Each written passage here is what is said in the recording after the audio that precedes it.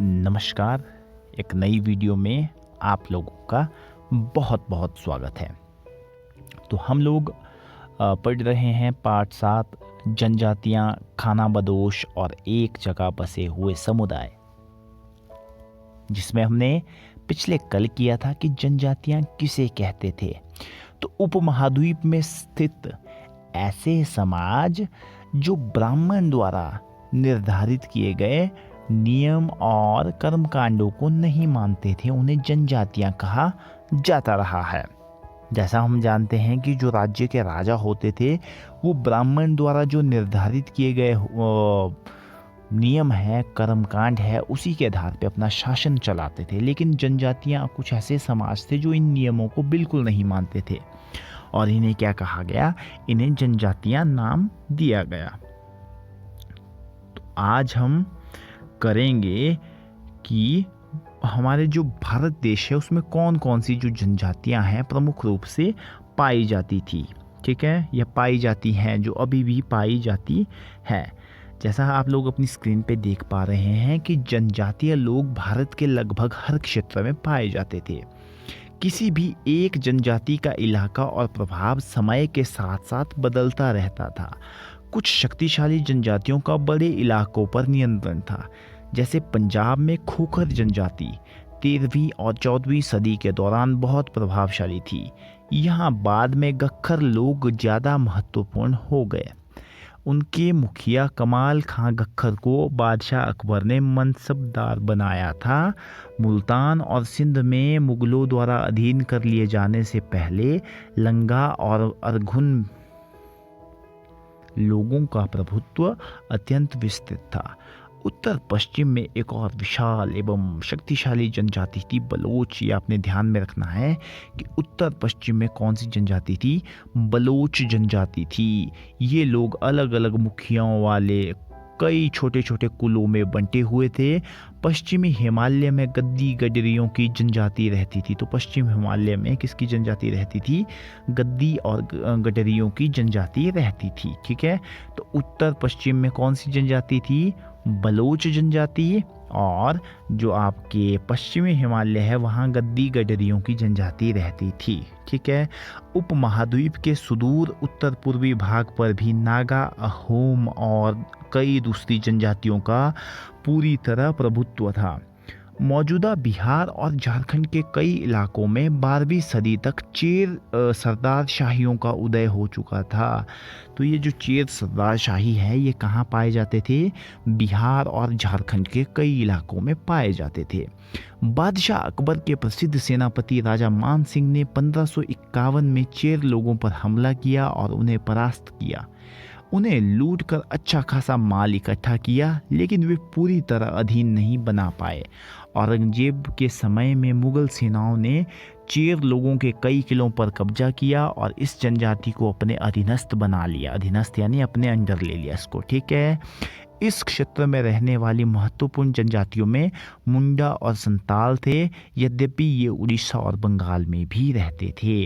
कर्नाटक और महाराष्ट्र की पहाड़ियाँ, कोली, बेराद तथा कई दूसरी जनजातियों के निवास स्थान थे। कोली लोग गुजरात के कई इलाकों में भी रहते थे। कुछ और दक्षिण में कोरोगा, वेतर, मारवाड़ और दूसरी जनजातियों की विशाल आबादी थी। भीलों की बड़ी जनजाति पश्चिमी और मध्य भारत में फैली हुई थी। 16वीं सदी का अंत आते आते उनमें से कई एक जगह बसे हुए खेतीहर और यहाँ तक कि जमींदार बन चुके थे। तब भी लोग भीलों के कई कुल शिकारी संग्राहक बने रहे।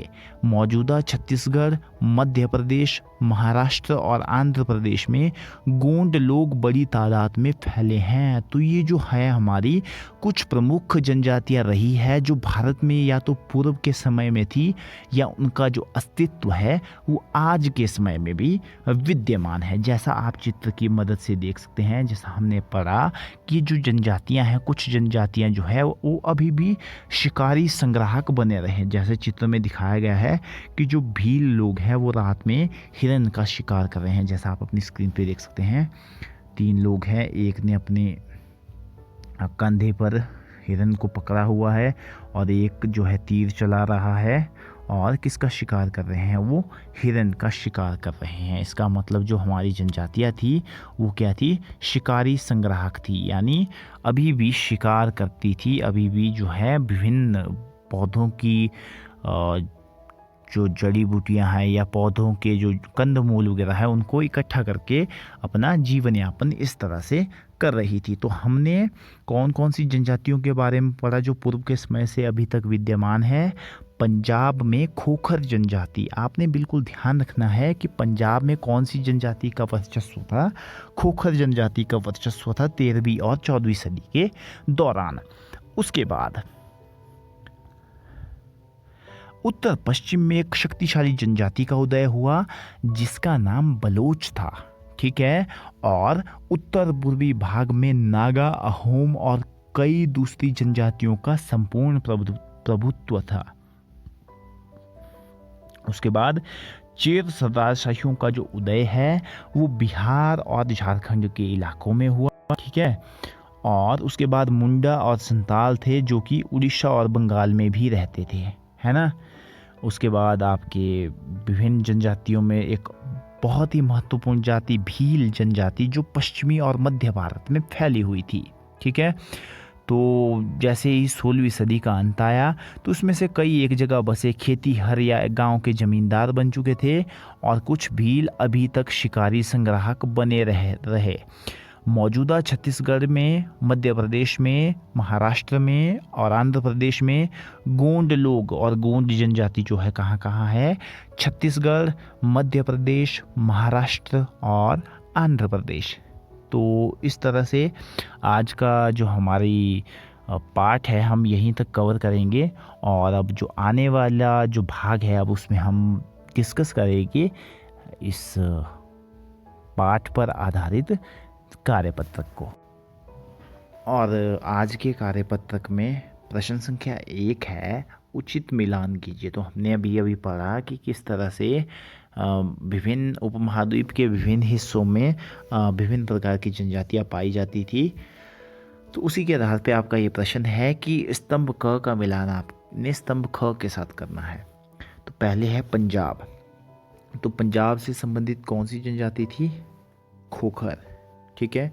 उसके बाद है सिंध। सिंध से संबंधित कौन सी है, लंगा। उसके बाद है उत्तर पश्चिम। तो उत्तर पश्चिम से संबंधित थी बलोच। और उसके बाद अंतिम है पश्चिमी हिमालय। तो पश्चिमी हिमालय से संबंधित है गद्दी गडरिये, ठीक है। उसके बाद है प्रश्न संख्या 2, निम्नलिखित प्रश्नों के उत्तर दें। चेर जनजाति कहाँ से संबंधित थी, इस जनजाति पर हुए कुछ प्रसिद्ध आक्रमण के बारे में बताओ। तो मौजूदा बिहार और झारखंड के कई इलाकों में 12वीं सदी तक चेर सरदारशाहियों का उदय हो चुका था। तो बादशाह अकबर के प्रसिद्ध सेनापति राजा मान सिंह ने 1591 में चेर लोगों पर हमला किया और उन्हें परास्त किया। उन्हें लूटकर अच्छा खासा माल इकट्ठा किया, लेकिन पूरे तरह से उसको वे अधीन नहीं बना पाए। और क्या बाद में क्या हुआ, औरंगजेब के समय में मुगल सेनाओं ने चेर लोगों के कई किलों पर कब्जा कर लिया और इस जनजाति को अपने अधीनस्थ भी बना लिया। तो ये जो है चेर जनजाति पर हुए कुछ प्रसिद्ध आक्रमण थे। उसके बाद है भील जनजाति भारत के किस हिस्से में फैली हुई थी, 16वीं सदी के अंत तक उनके व्यवसाय में किस प्रकार के परिवर्तन देखे गए।